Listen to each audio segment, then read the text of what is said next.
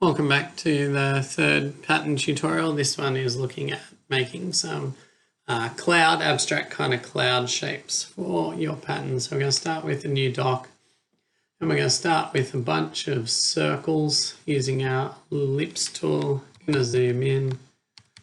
Sorry, once I get started, I'll just give myself a good sort of starting size. I'm going to zoom in and create a bit of a cloud.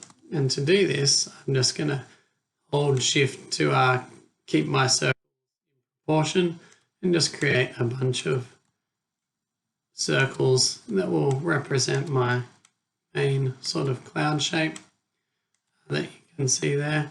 So what we're going to do is sort of create a cloud shape and then copy and paste it and then make sort of multiple slight different copies from that. So once I've done this sort of shape here, I'm going to select all, Control C, Control V this time because it doesn't really need to be in the center. And what you'll start to see is a different pattern each time. So now I'm going to do this here, Control C, Control F.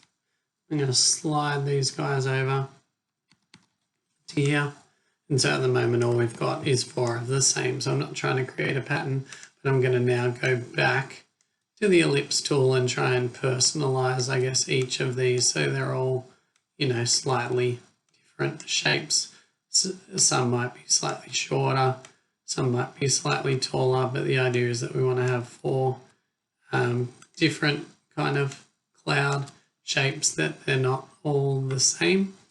So this one up here, I might try and put a focus on the top and this, and just thinking about the different lengths and the shapes of your clouds as you go and which ones are a bit more sort of symmetrical and stuff like that. So just as a quick example, but I'd spend a lot more time with where I put my circles, but I'm pretty happy with how that looks at the moment. So when I zoom out, you can see we've got 4 similar but quite different shapes. I might just chuck one more back up in here to kind of fix that one up a bit or something like that. Yeah. Oh, a little bit more. Yeah. Sorry, just getting this right. All right. So we've got that sort of roughly ready to go. Now, what we're going to use is a tool called Pathfinder. Remember, you can find that in your window if it's not ticked next to transform and align. And what this is like a Boolean tool you might have used before in Fusion, where it kind of combines all the shapes and that it can actually merge them or overlap them or subtract them.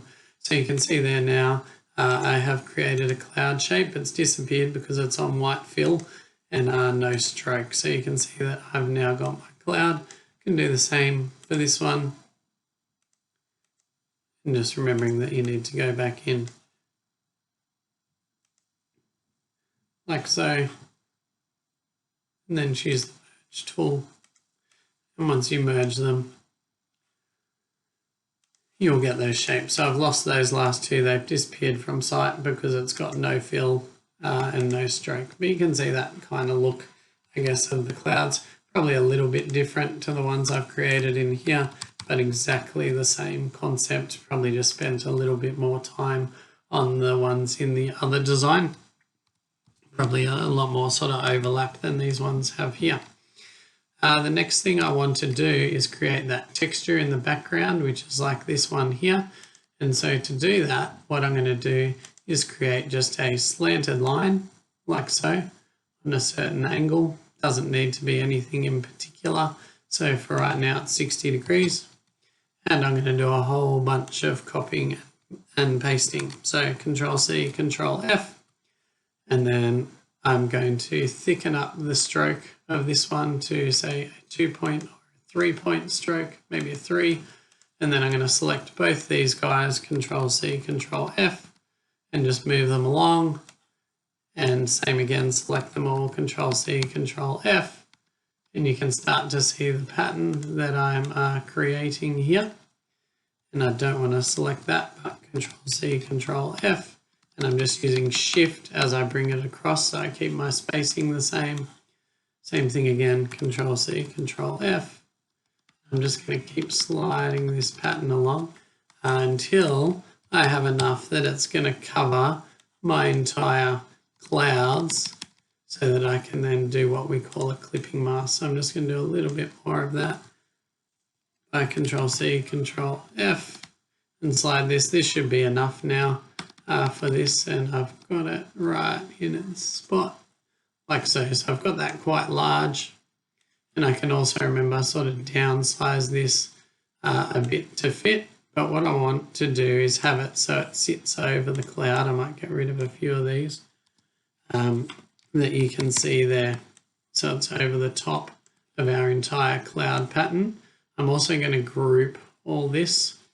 So I don't want this one selected, but I'm going to go Edit, and then we're going to group it, under Object, Group, Control-G. So now when I click, it doesn't click the individual lines, it just clicks the entire thing. A small mistake that I made there was I also grouped it with the cloud. I just want to group without the cloud underneath. So I'm just getting that shape there. So now I go Object, Group, and now you can see that it's just that there that should be moving, which is good, and the cloud sort of stays still. The next thing I need to do is bring the cloud to the foreground. So I'm going to click on the cloud, right click, say Arrange and Bring to Front, like so. And then I'm going to move this back underneath like we had before. And so it sits nicely because that's our texture pattern. We're now going to left click on the sort of diagonal lines and the cloud pattern, both things. So Shift and Shift click. So you've got them both looking like that. And then we're going to right click and we're going to say Make Clipping Mask. And what you can see there is that it sort of goes, well, it's like it's masking taped around the edge of our cloud. So we see the lines in the background, but they don't extend along. So that's quite a powerful kind of tool. And then here, you might choose that you want to pop a stroke onto that and just a nice thin black stroke like so. And so you just then need to take that kind of concept across to your other ones as well to assist you in your pattern.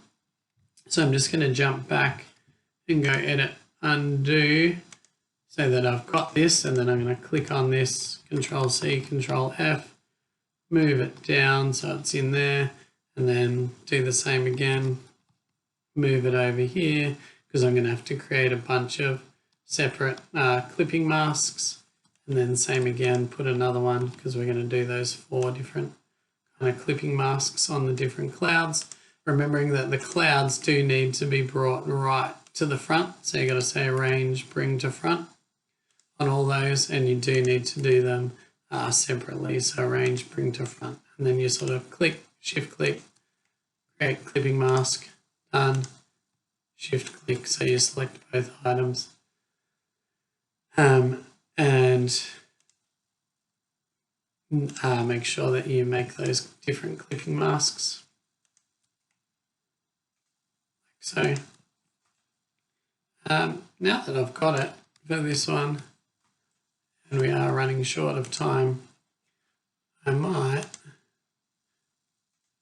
have a little play, spur of the moment thing here, of doing it a bit more like, oh, undo that. I was trying to think if it looked kind of cool having it as a pattern like this. It might totally backfire, but we'll soon see. Just trying to think if I could do my pattern like that rather than how I had it in here, which was a bit more sort of random. But just thinking through how we could do it, I could do something like that. Select my whole thing. I am going to Shift click to make it a lot sort of smaller. Actually, that's just condensed my stroke, so I'm not going to do that. But what we will do is just still have a go and see what that pattern looks like. So we go Object, Pattern, Make. And then it's going to say it's been added, and you can just see how creative that can look there with our pattern. I know you don't get to see much of the outside sort of shape of it, but you can then go through and try your different brick by column, brick by row, have your different sort of separations, probably brick by column or grid would look quite nice. And then we can say done and create that shape that we did before. And we've run out of time to do that, but you can know what that will look like now.